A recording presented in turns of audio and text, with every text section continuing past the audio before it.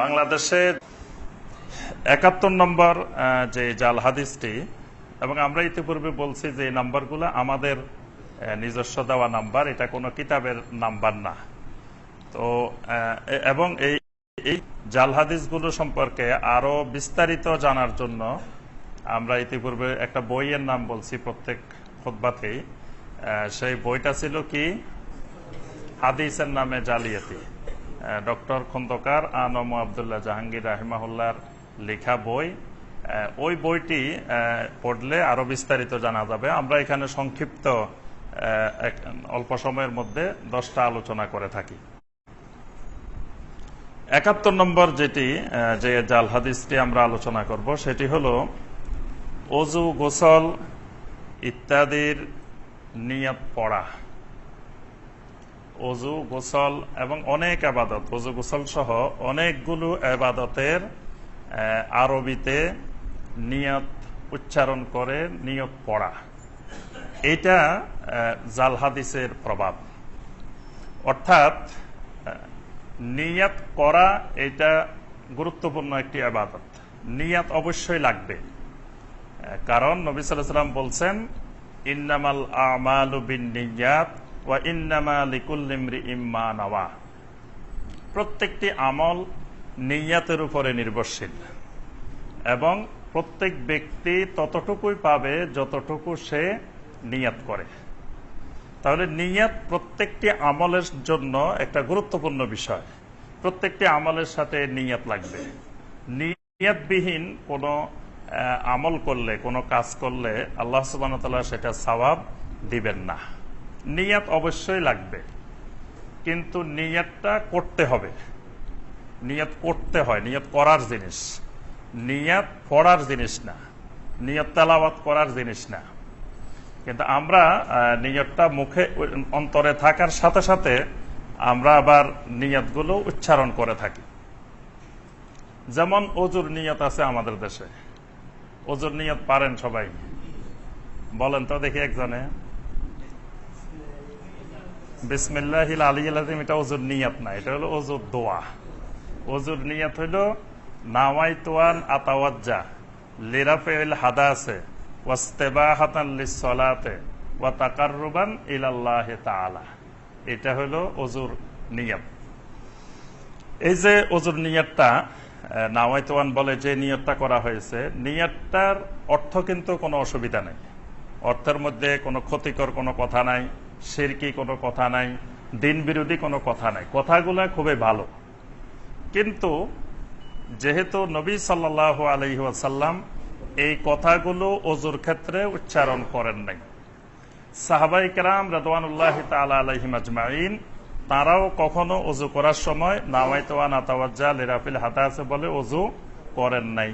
তাবেঈন কেরাম করেন নাই, তাবেঈন কেরাম করেন নাই, 4 ইমামের কেউ করেন নাই। ইমাম আবু হানিফা রাহমাতুল্লাহি আলাইহিও করেন নাই, ইমাম শাফি রাহমাতুল্লাহি আলাইহিও করেন নাই, ইমাম মালিক রাহমাতুল্লাহি আলাইহি করেন নাই, ইমাম আহমদ বিন হাম্বল রাহমাতুল্লাহি আলাইহি করেন নাই। এজন্য হানাফি মাযহাবের কোন ফিকহের কিতাবে এই নিয়তগুলো পাওয়া যায় না।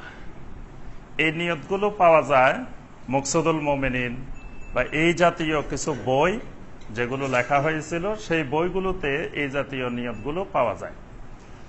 ঠিক একইভাবে গোসলের নিয়ত আছে, অনেক বইতে গোসলের নিয়ত পাওয়া যায়।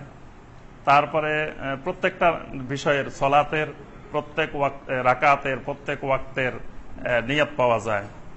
তারপরে আপনার সিয়ামের এরকম নিয়ত, উচ্চারিত নিয়ত পাওয়া যায়। কিন্তু হজ এবং উমরার নিয়তটা শুধুমাত্র মুখে উচ্চারণ করতে হয়।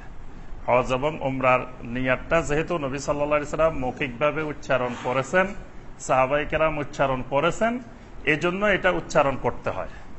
আর বাকিগুলো নবী সাল্লাল্লাহু আলাইহি ওয়াসাল্লাম, সাহাবায়ে কেরাম, সালাফে সালেহিন, ফুকাহায়ে কেরাম উচ্চারণ করেন নাই।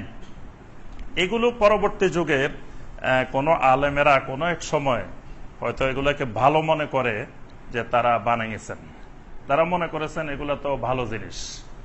কিন্তু ভালো জিনিস হইলেও সেটা যদি নবী সাল্লাল্লাহু আলাইহি ওয়াসাল্লাম না করেন, সাহাবায়ে কেরাম না করেন, তাবেঈন কেরাম না করেন, ভালো জিনিস হইলেও সেটা ভালো মনে করা যাবে না।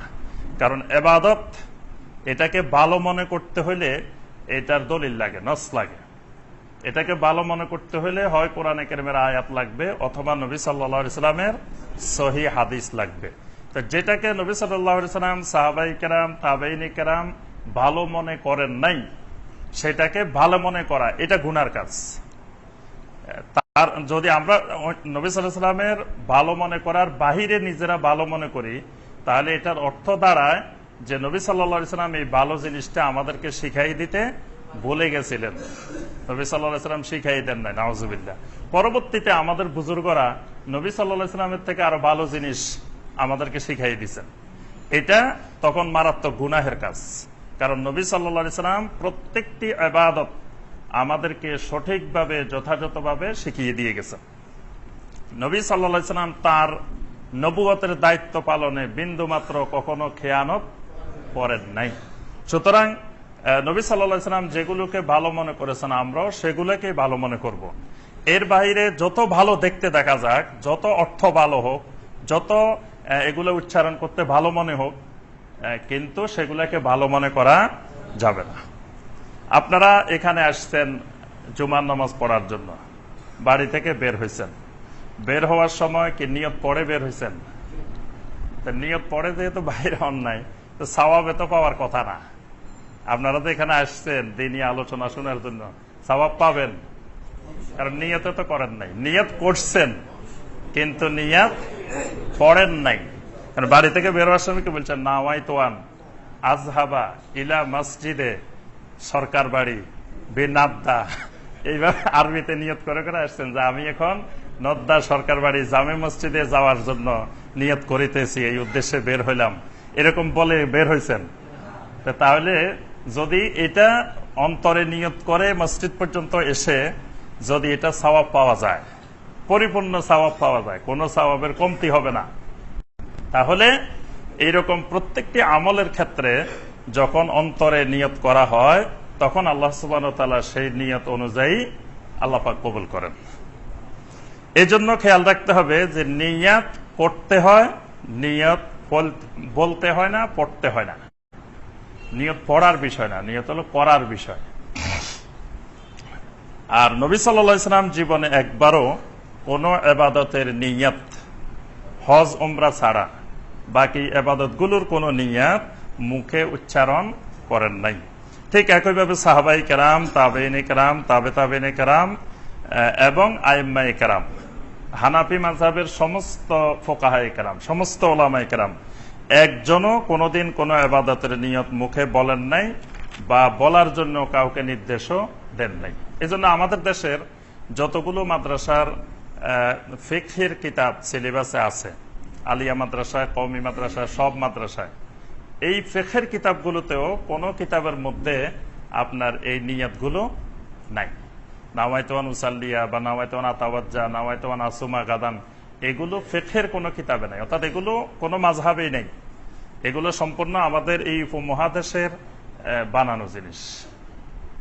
এই জাতীয় যতগুলা নিয়ত আমরা দেখি, এগুলা হলো মানে বানানো বিষয়। কোন কোন জায়গায় এগুলাকে আল হাদিসও লেখা হয়েছে।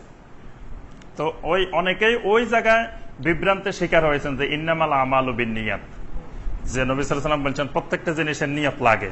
তো নিয়ত তো অবশ্যই লাগে, কিন্তু নিয়তটা করতে হবে, নিয়তটা পড়তে হবে না। আচ্ছা, 72 নম্বর জাল হাদিস যেটি আমরা আলোচনা করব সেটি হলো ওযুর আগের দোয়া।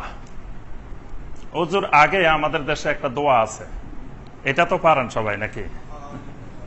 বিসমিল্লাহিল আলিয়্যিল আযীম ওয়ালহামদুলিল্লাহি আলা দীনিল ইসলাম ওয়াল ইসলামু হাক্কুন ওয়াল কুফরু বাতিলুন ওয়াল ইসলামু নূরুন ওয়াল কুফরু যুলমাতুন।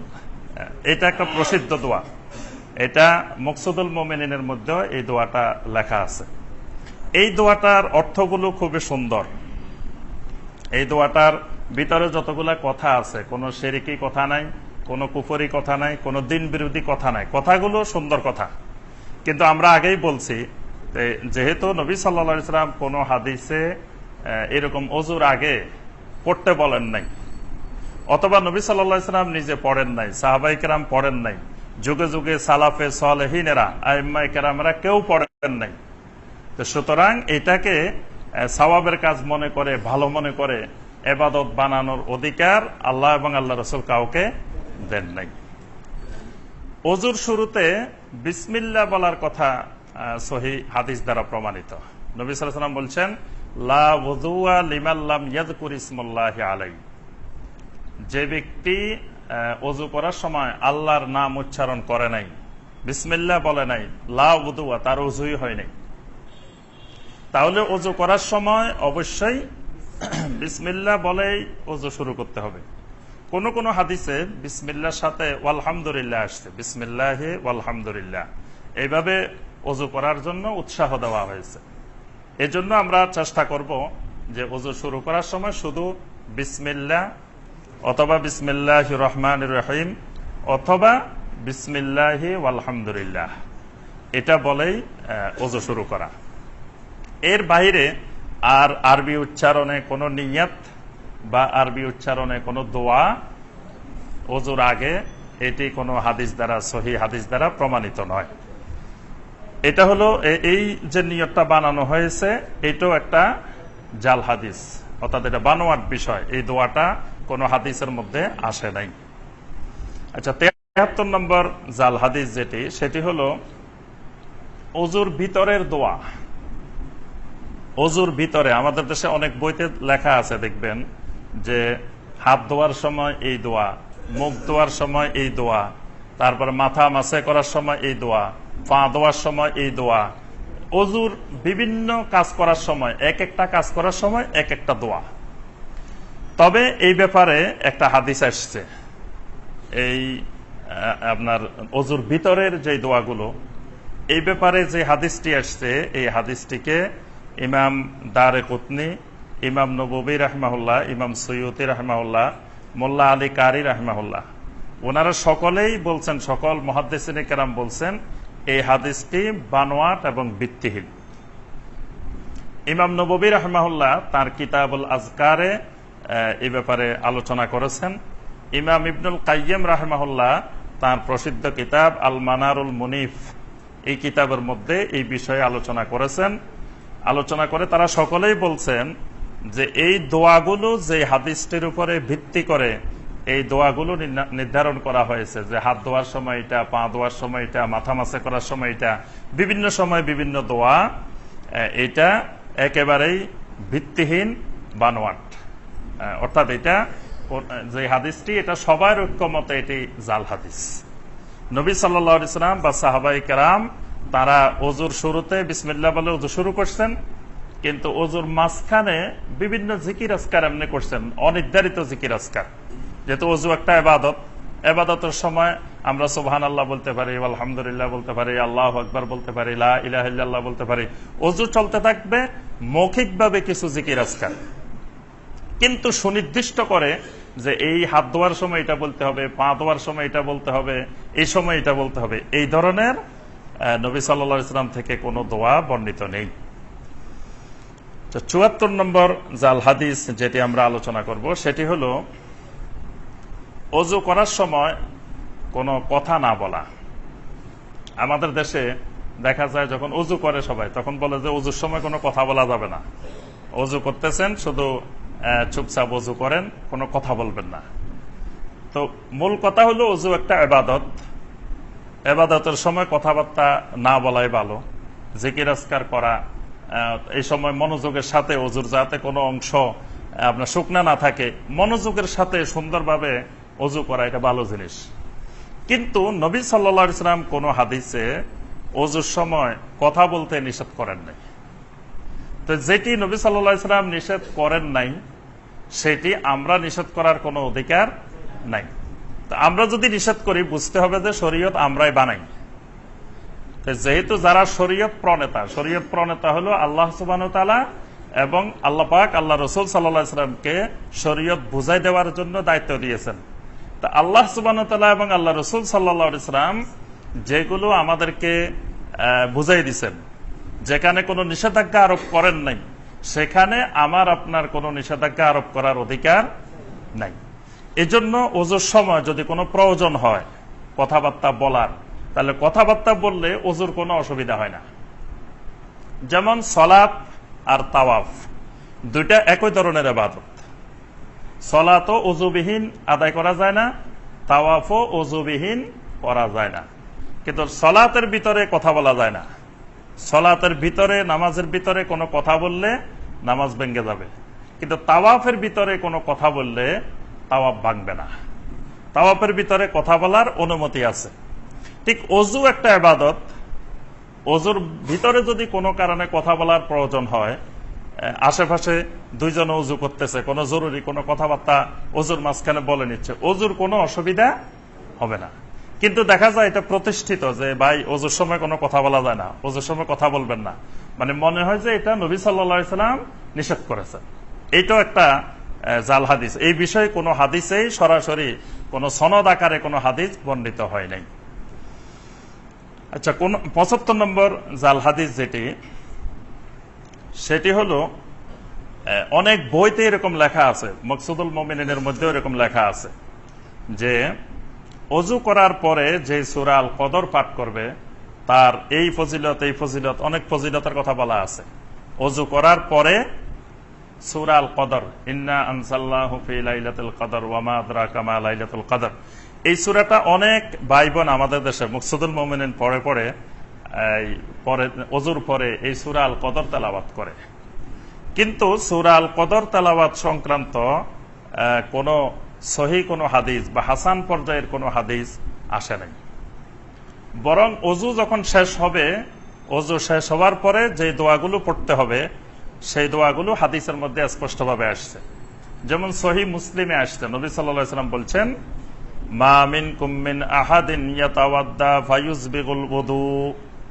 নবী সাল্লাল্লাহু আলাইহি ওয়াসাল্লাম বলেন, কোন ব্যক্তি যখন পরিপূর্ণরূপে ইসবাগুল ওযু করে, ইসবাগুল ওযু, ওযু করতে হবে ইসবাগুল ওযু। ইসবাগুল ওযু মানে মনোযোগের সাথে এবং প্রত্যেকটা অঙ্গ প্রত্যঙ্গ সুন্নতের সাথে যাতে ভালো করে ধৌত করা হয়, কোনো অংশ খালি না থাকে, পরিপূর্ণ ওযু, এটাকে বলা হয় ইসবাগুল ওযু।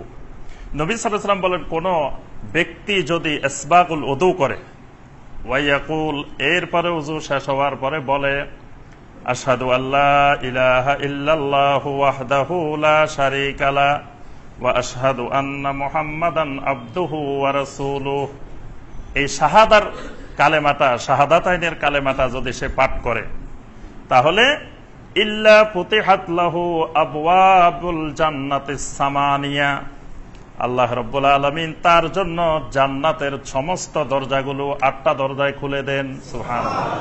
ইয়াদখুলু মিন আইয়িহা শা, সে ৮টা দরজার যে কোনো দরজা দিয়ে জান্নাতে ঢুকে যেতে পারে। সুবহানাল্লাহ, কত বিশাল ফজিলত।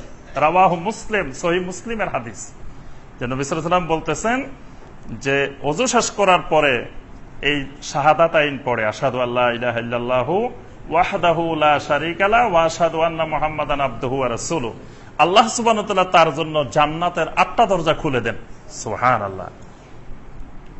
তাহলে যে ভাইয়েরা ওযু করেন না, নামাজ পড়েন না, তাদের জন্য প্রতিদিন এই বিশাল নিয়ামত থেকে তারা সব সময় বঞ্চিত হয়ে যান। তাদের জন্য জান্নাতের দরজাগুলো একবারও খোলে না।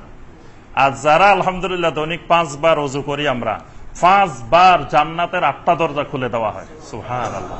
এরপরে আরো নামাজ পড়ার জন্য আরো যখন ওযু করি তখন আরো খুলে দেওয়া হয়। সুবহানাল্লাহ। এজন্য একবার ওযু থাকলে আর ওযু না করলেও চলে। আমার ওযু আছে, দ্বিতীয়বার ওযু না করলেও সালাত হবে, কিন্তু ওযু করাটা উত্তম।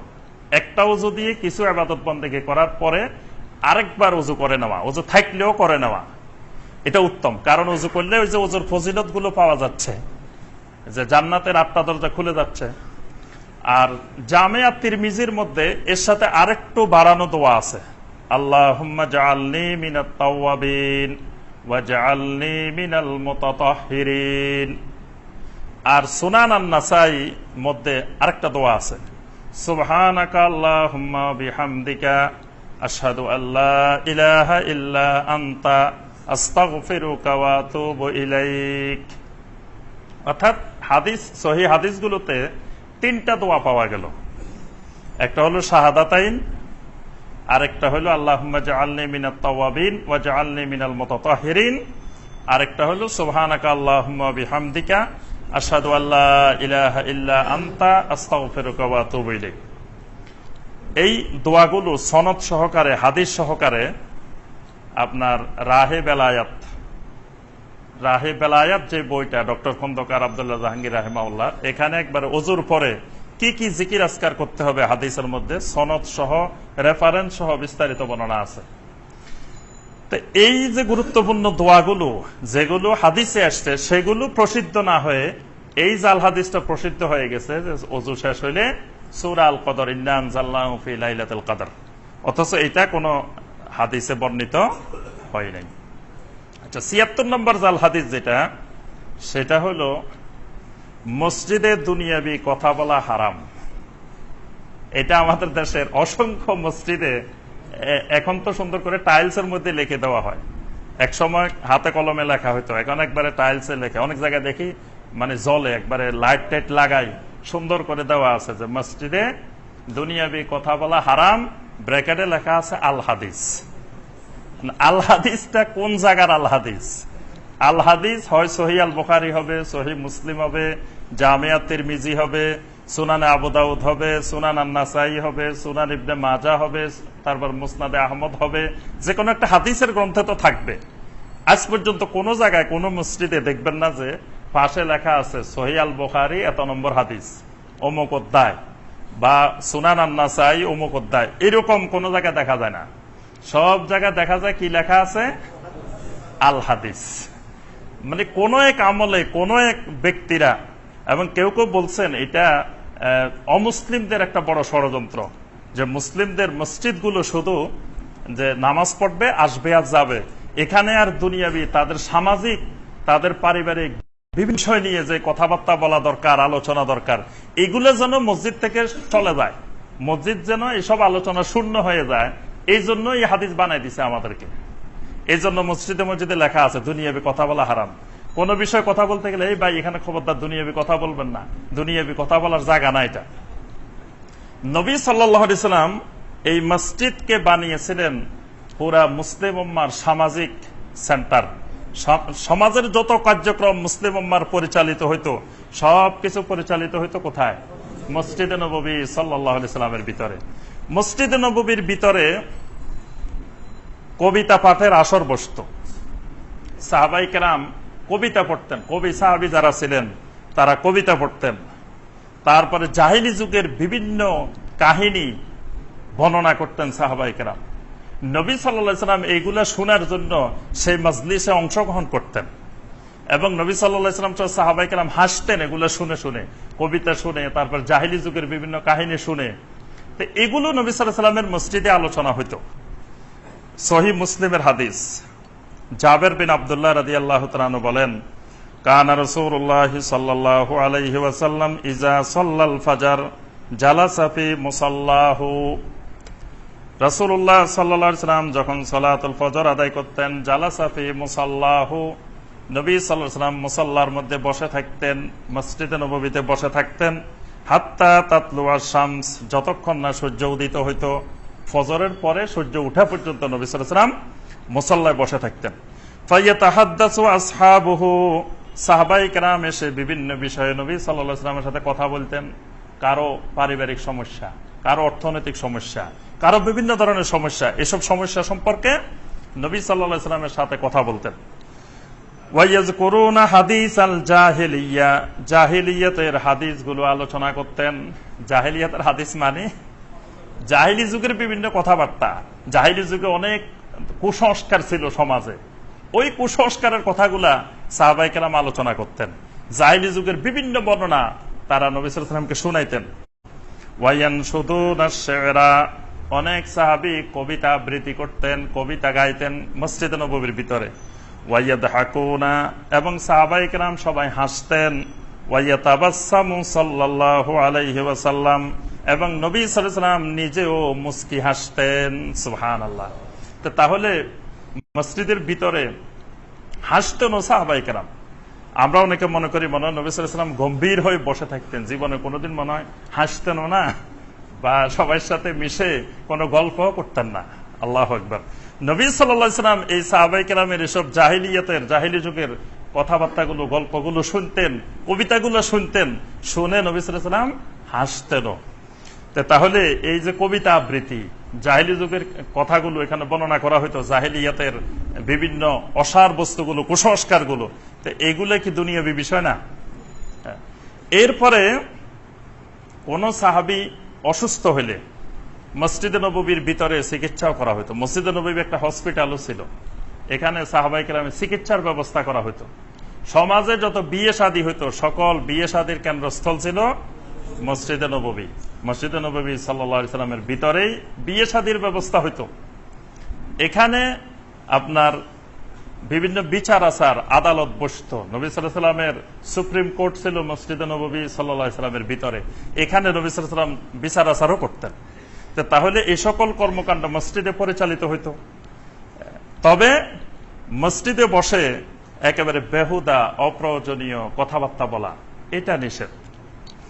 নবী সাল্লাল্লাহু আলাইহি সাল্লাম সহিহ মুসলিমের হাদিসের মধ্যে আসছে, ওই যে একজন লোক এসে মসজিদের ভিতরে প্রস্রাব করে দিলেন, ওই লোকটাকে প্রস্রাবের পরে নবী সাল্লাল্লাহু আলাইহি সাল্লাম বলছিলেন, ইন্নামা হিয়া লিযিকরিল্লাহি ওয়াস সালাতি ওয়া কিরাআতিল কুরআন। শোনো, এই মসজিদ হলো লিযিকরিল্লাহ, আল্লাহর জিকিরের জন্য। মসজিদ বানানোর এক নম্বর উদ্দেশ্য হলো লিযিকরিল্লাহ। জিকিরিল্লাহ মানে আল্লাহ সুবহানাহু ওয়া তাআলার জিকির। আল্লাহ সুবহানাহু ওয়া তাআলার জিকিরটা অনেক ব্যাপক। মসজিদের ভিতরে এই যে খুতবা দিচ্ছি আমরা, এটা জিকরুল্লাহ। তাফসীর করি, এটা জিকরুল্লাহ। হাদিসের আলোচনা করি, এটা জিকরুল্লাহ। তারপরে দ্বীনি যে কোনো বিষয়ে যে কোনো আলোচনা, এগুলা সব জিকরুল্লাহ। সালাত জিকরুল্লাহ। মসজিদের এক নম্বর উদ্দেশ্য জিকরুল্লাহ। জিকরুল্লাহ যত কিছু আছে আল্লাহর জিকিরের আওতাভুক্ত, এগুলো হলো মসজিদের এক নম্বর কাজ। ওয়াসসালাতি ওয়া কিরাআতিল কুরআন, সালাতের জন্য এবং কোরআন পাঠ করার জন্য। মসজিদ হলো আল্লাহর জিকিরের জন্য, সালাতের জন্য, ওয়া কিরাআতিল কুরআন, এবং কোরআন পাঠ করার জন্য। এখানে নবী সাল্লাল্লাহু আলাইহি সাল্লাম তিনটা কথা বলছেন। আর কোন কোন হাদিসে নবী সাল্লাল্লাহু আলাইহি সাল্লাম মসজিদের ভিতরে কিছু কাজ করতে নিষেধ করছেন। যেমন মসজিদের ভিতরে বেচা কিনা করা, ক্রয় বিক্রয় করা, এটাকে নবী সাল্লাল্লাহু আলাইহি সাল্লাম নিষেধ করেছেন। তারপরে হারানো বা পলাতক কিছু খোঁজ করা, হারানো জিনিসের মসজিদে আসে খোঁজ করতে থাকা, পলাতক কোনো কিছু এখানে এসে মসজিদের ভিতরে এসে খোঁজা, উচ্চস্বরে মসজিদের ভিতরে কথা বলা, চিৎকার করে কথা বলা, এগুলাকে হাদিসে নবী সাল্লাল্লাহু আলাইহি সাল্লাম নিষেধ করেছেন। এর বাহিরে জাগতিক কোন কথাবার্তা যেগুলো সমাজের প্রয়োজন, দেশের প্রয়োজন, মানবতার প্রয়োজন, দ্বীনের প্রয়োজন, এইরকম কোন কথা বলতে নবী সাল্লাল্লাহু আলাইহি ওয়াসাল্লাম স্পষ্ট কোন নিষেধাজ্ঞা দেন নাই, বরং এটাতে কোনো নিষেধাজ্ঞা নাই। এই দুনিয়াবি কথাবার্তা বলার ব্যাপারে একটা জাল হাদিস বিভিন্ন জায়গায় দেখা যায়। আরবিতে একটা জাল হাদিস আছে। জাল হাদিসটা হলো, মান তাকাল্লামা বিকালামিদ দুনিয়া ফিল মসজিদে আহবাতাল্লাহু আমালাহু 40 সানা। যে ব্যক্তি মসজিদে কোনো দুনিয়াবি কথা বলে, আল্লাহ পাক তার 40 বছরের আমল নষ্ট করে দেন। এটা জাল হাদিস। এটাকে আল্লামা সগানি, মোল্লা আলী কারি রাহমাহুল্লাহ, তারপরে আল্লামা আজলুনি রাহমাহুল্লাহ, তারা সকলেই বলছেন এই কথাটি যেমন সনদগতভাবে বাতিল, এর অর্থ বাতিল, এবং এটা ইসলাম বিরোধী। তারা সবাই বলছেন, সবার ঐক্যমতে, যে এই হাদিসটি জাল হাদিস, এবং এটা সনদগতভাবে যেমন জাল হাদিস বাতিল, এটা অর্থগতভাবেও এটা বাতিল। কারণ মসজিদে মানুষের দুনিয়াবি প্রয়োজনীয় কথাবার্তা তো বলা দরকার হইতে পারে। তো সুতরাং মসজিদে দুনিয়াবি কথা বলা হারাম, এই কথাটা এইভাবে কোন সহিহ হাদিসে আসে নাই। এটা জাল হাদিসের প্রভাব। এজন্য যে সকল ভাইয়েরা আমরা মসজিদে এরকম লিখে রেখেছি, এটা মুছে দেওয়া বা খুলে ফেলাই উচিত। এইভাবে লেখাটা ঠিক না। তবে আমরা খেয়াল রাখবো, মসজিদকে আমরা বাজার বানাবো না। এখানে বেচা কিনা, শোরগোল, চিৎকার, এখানে বিভিন্ন অপ্রয়োজনীয় কথাবার্তা। দেখা যায় আমরা অনেক সময় মসজিদে আগে আসছি, তখন আমরা বসে বসে জিকির আজকার না করে, কোরআন তেলাওয়াত না করে, অনেক সময় ওই দুনিয়াবি বিভিন্ন খোঁজ খবর, অমুকের কি হয়েছে, অমুকের বাড়িতে কি হয়েছে, বিভিন্ন ধরনের অপ্রয়োজনীয় কথাবার্তা আমরা বলতে শুরু করি। এগুলো না বলে মসজিদে যখন আমরা আগে আসব, তখন আমরা কোরআনে কারিম তেলাওয়াত করব, জিকির আজকার করব, তাসবিহ তাহলিল পড়ব, মসজিদের সময়টাকে আমরা কাজে লাগানোর চেষ্টা করব। কিন্তু দুনিয়াবি কোনো কথাবার্তা প্রয়োজন হইলে সে প্রয়োজনীয় কথাবার্তা বলা যাবে, এই ব্যাপারে কোনো নিষেধাজ্ঞা কোনো হাদিসে আসে না। ৭৭ নম্বর জাল হাদিস সেটি হলো, আমাদের দেশে যখন আজান হয়, 5 ওয়াক্ত সালাতের আজান হয়, আজানের সময় দেখা যায় যে কোন ভাই যে যখন আশহাদু আন্না মুহাম্মাদার রাসূলুল্লাহ বলা হয় তখন এরকম করেন, এরকম করতে দেখছেন না, যে বৃদ্ধাঙ্গুলির মধ্যে চুমা দিতে থাকেন।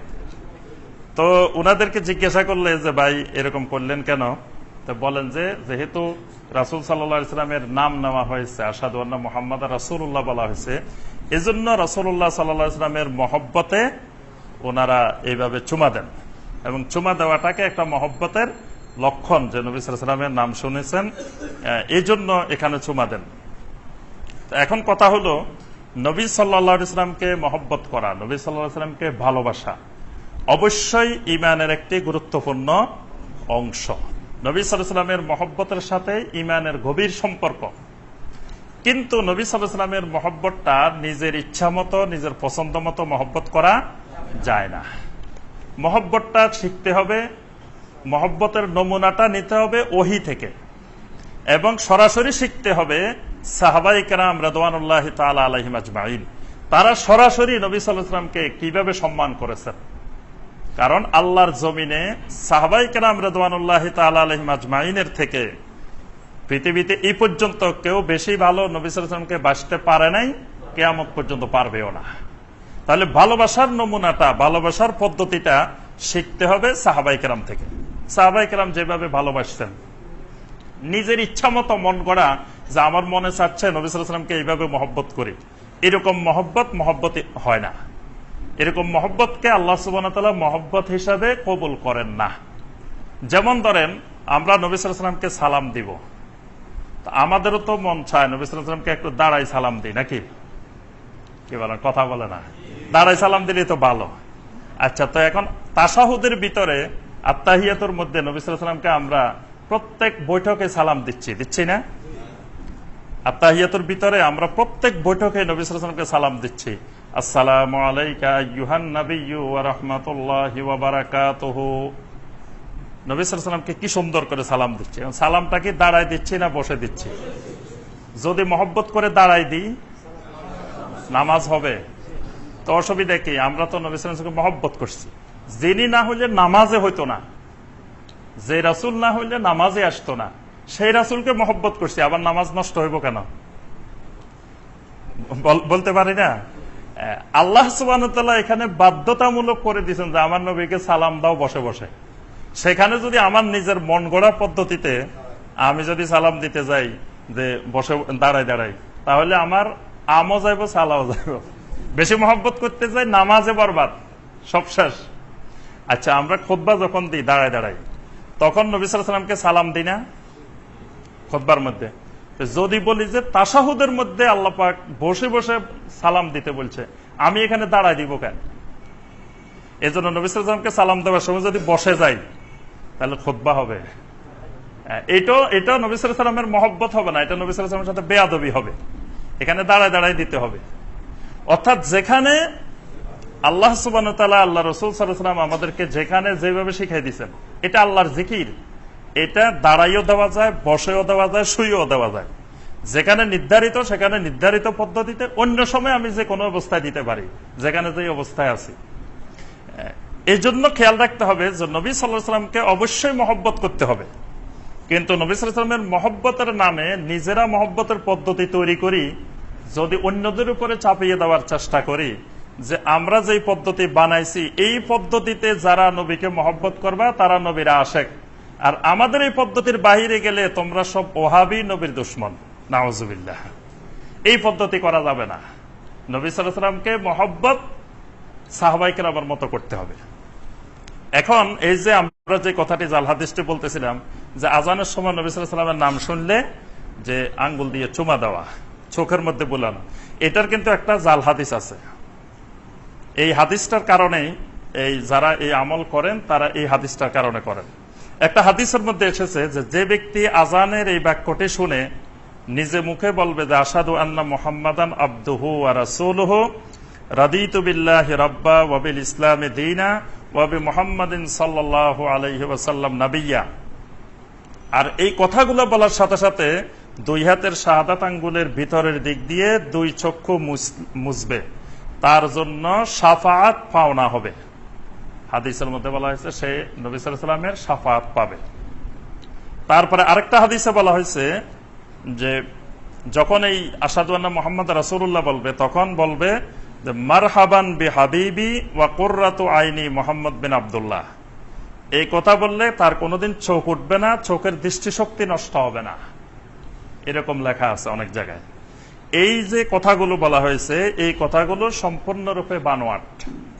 এই হাদিসগুলোকে সকল মুহাদ্দিসিনে কেরাম, মোল্লা আলী কারি রাহিমাহুল্লাহ, ইমাম সাখাবী রাহিমাহুল্লাহ, ওনারা সকলেই বলছেন যে এই হাদিসগুলো হাদিসের কোন প্রসিদ্ধ গ্রন্থে সহিহ হাদিস হিসাবে আসে নাই, এগুলো সব বানোয়াট কথা।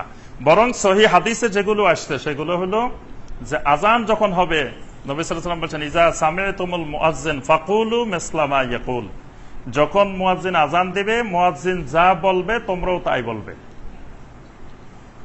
সুম্মা সাল্লু আলাইয়া, এই সহিহ মুসলিমের এই হাদিসে বলা হয়েছে নবী মুয়াজ্জিন যা বলবে তোমরাও তাই বলবে। আর অন্য আরেকটি হাদিসে বলা হয়েছে যে শুধুমাত্র হাইয়া আলাস সালাহ এবং হাইয়া আলাল ফালাহ, এই দুইটা বলার সময় তোমরা বলবে লা হাওলা ওয়ালা কুওয়াতা ইল্লা বিল্লাহ, আর বাকিগুলো সব মুয়াজ্জিন যা বলবে তোমরাও তাই বলবে।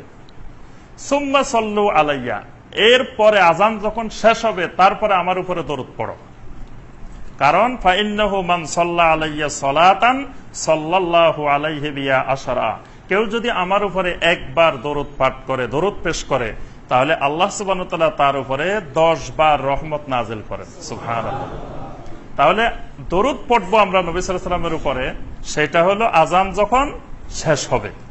যখন আশহাদু আন্না মুহাম্মাদ রাসূলুল্লাহ, তখন আমাদের দেশে অনেক ভাইকে শোনা যায় যে আশহাদু আন্না মুহাম্মাদ রাসূলুল্লাহ না বলে যে সাল্লাল্লাহু আলাইহি ওয়াসাল্লাম। এটাও সুন্নতের খেলাফ, কারণ নবী সাল্লাল্লাহু আলাইহি ওয়াসাল্লাম বলছেন মুয়াজ্জিন যেটা বলে তোমরাও সেটা বলো। তো মুয়াজ্জিন কি বলে? সাল্লাল্লাহু আলাইহি ওয়াসাল্লাম। মুয়াজ্জিন বলে না, মুয়াজ্জিন বলে আশহাদু আন্না মুহাম্মাদার রাসূলুল্লাহ। কেউ কেউ এখানে প্রশ্ন করতে পারেন যে এখানে তো মুহাম্মদ রাসূলুল্লাহ আসছে, নবী সাল্লাল্লাহু আলাইহি ওয়াসাল্লামের নাম আসলে তো সাল্লাল্লাহু আলাইহি ওয়াসাল্লাম বলতে হয়। আচ্ছা, সূরা আল ফাতহের শেষ আয়াত, সূরা আল ফাতহের শেষ আয়াত, এই আয়াতটা যখন আমি তেলাওয়াত করব ইমাম সাহেব, মুহাম্মাদুর রাসূলুল্লাহ ওয়াল্লাযীনা মাআহু আশিদ্দাউ আলাল কুফফারি রুহামাউ বাইনাহুম। আচ্ছা, এই আয়াত যখন ইমাম সাহেব তেলাওয়াত করতেছে, তখন কি মুসল্লি মুহাম্মাদুর রাসূলুল্লাহ তেলাওয়াত করলে সাল্লাল্লাহু আলাইহি ওয়াসাল্লাম বলতে পারবে নামাজের ভিতরে? তাহলে মুহাম্মদ রাসূলুল্লাহর নাম উচ্চারণ হইলে সব জায়গায় যে বলতে হবে এটা জরুরি বিষয় না। আপনার আশহাদু আন্না মুহাম্মাদ রাসূলুল্লাহ, এখানে দরুদের থেকে বড় জিনিস যে মুহাম্মদ সাল্লাল্লাহু আলাইহি ওয়াসাল্লামকে রাসূলুল্লাহর স্বীকৃতি দেওয়া হচ্ছে। রাসূলুল্লাহর স্বীকৃতিটা দরুদের থেকে অনেক বড় জিনিস, কারণ নবী সাল্লাল্লাহু আলাইহি ওয়াসাল্লামকে যদি আমি আল্লাহর রাসূলের না মানি তো দরুদ দিয়ে কি লাভ? দরুদ তো পরে, আগে মুহাম্মদ সাল্লাল্লাহু আলাইহি ওয়াসাল্লামকে রাসূলুল্লাহ হিসেবে স্বীকৃতি দিতে হবে। দরুদ তো হলো আমি নবী সাল্লাল্লাহু আলাইহি ওয়াসাল্লামের জন্য দোয়া করলাম, দরুদটা হলো দোয়া, নবী সাল্লাল্লাহু আলাইহি ওয়াসাল্লামের জন্য দোয়া। কিন্তু নবী সাল্লাল্লাহু আলাইহি ওয়াসাল্লামের উপরে রাসূলুল্লাহ হিসেবে ঈমান আনা, এটার সাথে আমার জান্নাত জাহান্নাম নির্ভরশীল। রাসূলুল্লাহ সাল্লাল্লাহু আলাইহি ওয়াসাল্লামকে যদি আমি রাসূল হিসেবে ঈমান না আনি তা আমার জাহান্নাম, আর রাসূল হিসেবে ঈমান আনলে জান্নাত। তাহলে এখানে সবচেয়ে বড়, দরুদের থেকেও বড় জিনিস এখানে আছে, আশহাদু আন্না মুহাম্মাদার রাসূলুল্লাহ আছে, রাসূলুল্লাহ। এটা আমরা অনেকে না বোঝার কারণে আমরা মনে করি যে এখানে রাসূলুল্লাহ মুহাম্মদ রাসূলুল্লাহ বলা হয়েছে, আমি সাল্লাল্লাহু আলাইহি ওয়াসাল্লাম বলবো না, অথচ সুন্নতের খেলাফ কাজটা করে ফেলতেছেন। আবার এটা কিন্তু খুব এমন বিষয় যে আপনি যদি কাউকে এটা বুঝাইতে যান, কবে যে দেখো রাসূলের দুশমন আসছে, যা আমি নবী সাল্লাল্লাহু আলাইহি ওয়াসাল্লামের নাম শুনে সাল্লাল্লাহু আলাইহি ওয়াসাল্লাম বলতেছি, আমাকে সাল্লাল্লাহু আলাইহি ওয়াসাল্লাম বলতেও বাধা দেয়। কিন্তু সাল্লাল্লাহু আলাইহি ওয়াসাল্লাম বলা যাবে, অবশ্যই নবী সাল্লাল্লাহু আলাইহি ওয়াসাল্লামের মহব্বত করতে হবে, কিন্তু সেটা যেখানে আমভাবে আমি এখানে আলোচনা করতেছি, যখনই মুহাম্মদ সাল্লাল্লাহু আলাইহি ওয়াসাল্লামের নাম লইতেছি, মুহাম্মদ রাসূলুল্লাহ বলতেছি, আপনি সাল্লাল্লাহু আলাইহি ওয়াসাল্লাম বলেন, কোনো অসুবিধা নেই। কিন্তু ওখানে নবী সাল্লাল্লাহু আলাইহি ওয়াসাল্লাম সরাসরি নির্দেশ দিয়েছেন যে ফাকুলু মিসলামা ইয়াকুল, মুয়াজ্জিন যা বলে তুমি তাই বলো। তাহলে সেখানে আমি বাড়তি কিছু করা যাবে না, গেলেন ওই নবী সাল্লাল্লাহু আলাইহি ওয়াসাল্লামের কথার খেলাফ হয়ে যাবে। এখানে যেই দুইটা হাদিসের কথা বললাম, এই দুইটা হাদিস মুহাদ্দিসিনে কেরামের ঐক্যমতে জাল হাদিস। এমনকি একজন প্রখ্যাত হানাফি ফকিহ, মুহাদ্দিস এবং সুফি আব্দুল ফাত্তাহ আবু গুদ্দা, তিনি তার কিতাবের মধ্যে লিখেছেন যে আবু বকর রাদিয়াল্লাহু তাআলা আনহু বা অন্য কোন সূত্রে হাদিসটির কোন প্রকার নির্ভরযোগ্য বর্ণনা পাওয়া যায়নি। কোন বর্ণনা এরকম সহিহ কোন বর্ণনা সাহাবায়ে কেরাম থেকে কারো থেকে পাওয়া যায় নাই।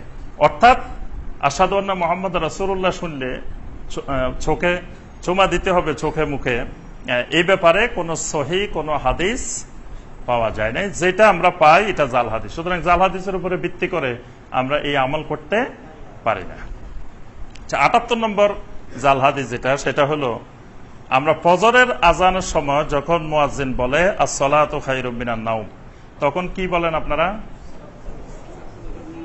জি, সদাক্তা ওয়া বারারতা, সদাক্তা ওয়া বারারতা। এখানে নবী সাল্লাল্লাহু আলাইহি ওয়াসাল্লাম বলছেন ফাকুলু মিসলামা ইয়াকুলুল মুয়াজ্জিন, মুয়াজ্জিন যা বলে তোমরা সেটা বলো। শুধু আলাদা করছেন দুইটাকে, হাইয়া আলাস সালাহ এবং হাইয়া আলাল ফালাকে। আস-সালাতু খায়রুম মিনান নাওমকে তো নবী সাল্লাল্লাহু আলাইহি ওয়াসাল্লাম আলাদা করেন নাই। তাহলে আস-সালাতু খায়রুম মিনান নাওম যখন মুয়াজ্জিন বলবেন, আমিও বলতে হবে আস-সালাতু খায়রুম মিনান নাওম। এখানে অন্য কিছু বলার কোনো এখতিয়ার নাই।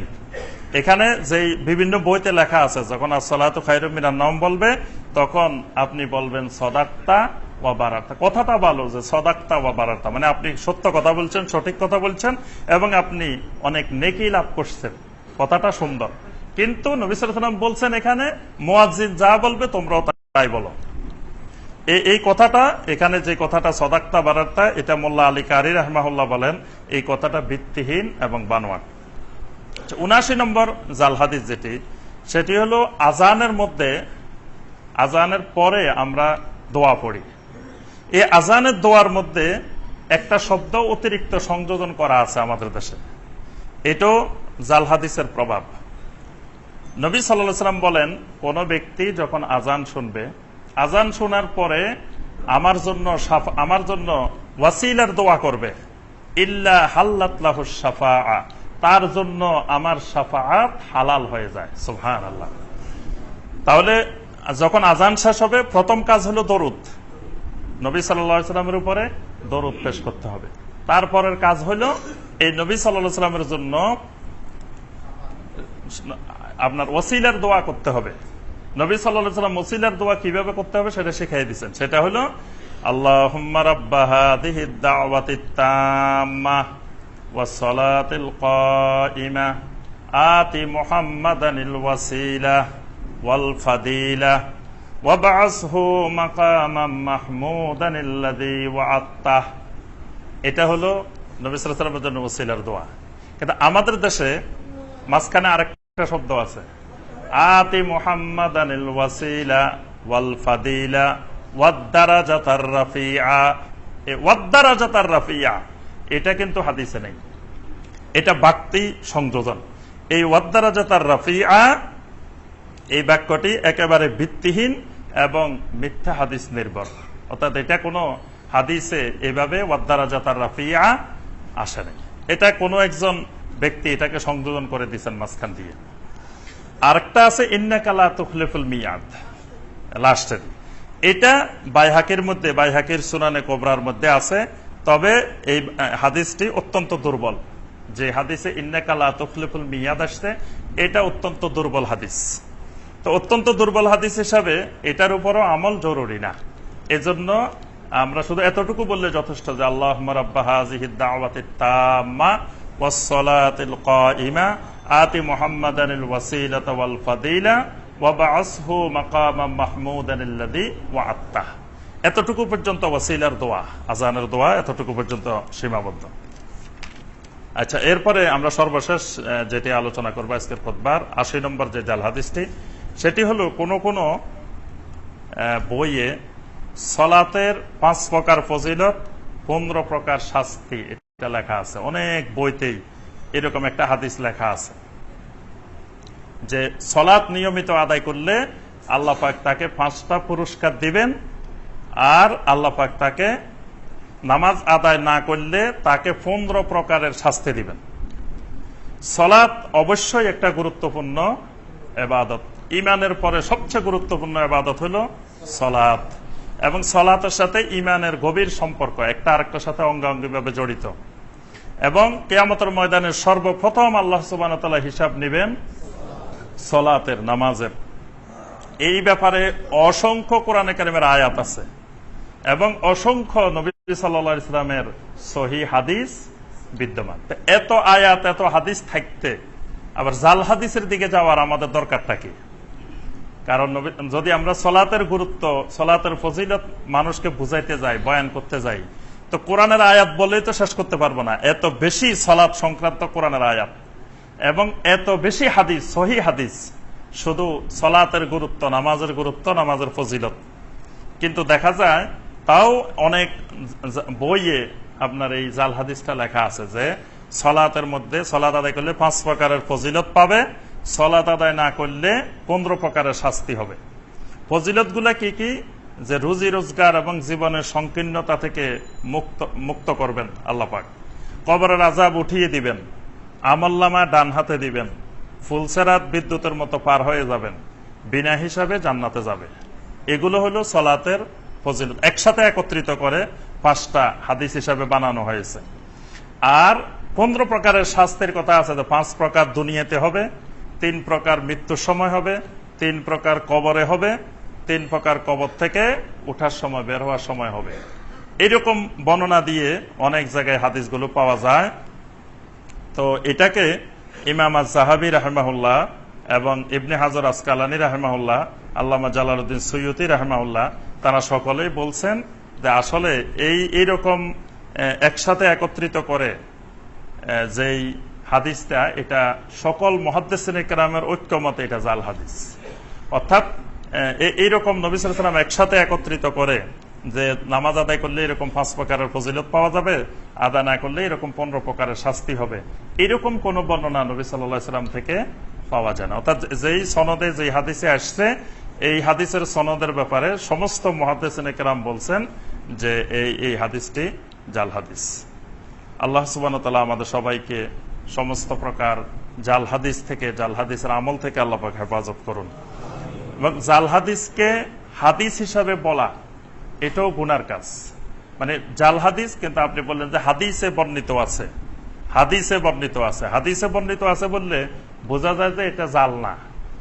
এজন্য জাল হাদিস, এটাকে আমরা হাদিস বলি, কিন্তু হাদিসটা এটা মূলত হাদিস না, এটা হলো নবী সাল্লাল্লাহু আলাইহি ওয়াসাল্লামের নামে মিথ্যা একটা কথা। তো মিথ্যা কথাটা যেহেতু নবী সাল্লাল্লাহু আলাইহি ওয়াসাল্লামের নামে হয়, এই জন্য বলা হয় এটা জাল হাদিস। এই জন্য এই হাদিসগুলো যখন বর্ণনা করা হবে তখন বলা হবে যে বিভিন্ন জাল হাদিসে বর্ণিত আছে, জাল হাদিসে বলা আছে। হাদিসে বর্ণিত আছে এই কথা বললে বোঝা যাবে যে এটা সহিহ হইতে পারে, হাসান হইতে পারে, বা দঈফ হইতে পারে, হাদিসে বর্ণিত আছে। এই জন্য এগুলোকে হাদিস হিসাবে কোথাও উল্লেখ করা যাবে না, বর্ণনা করা যাবে না, বয়ান করা যাবে না, এগুলোর প্রচার হাদিস হিসাবে করা যাবে না, এগুলো করতে হবে জাল হাদিস হিসাবে। আল্লাহ সুবহানাহু ওয়া তাআলা আমাদের সবাইকে সকল প্রকার জাল হাদিস থেকে আল্লাহ পাক হেফাজত করুন। আমাদের সবাইকে কোরআন এবং সুন্নাহর উপরে ইস্তেকামত থাকার তৌফিক দান করুন। আমাদের সকলের আমালগুলোকে আল্লাহ পাক কোরআন এবং সহিহ হাদিস অনুযায়ী করার তৌফিক দান করুন। সমস্ত প্রকার শিরিক বেদাত থেকে আমাদেরকে আল্লাহ পাক দূরে থাকার তৌফিক দান করুন। তাওহীদ এবং সুন্নতের উপরে ইস্তেকামত থাকার আল্লাহ পাক তৌফিক দান করুন। আমিন ইয়া রাব্বাল আলামিন। সুবহানাকা আল্লাহুম্মা বিহামদিকা আশহাদু আল্লা ইলাহা ইল্লা আনতা আস্তাগফিরুকা ওয়া আতুবু ইলাইক। আসসালামু আলাইকুম ওয়া রাহমাতুল্লাহি ওয়া বারাকাতুহু।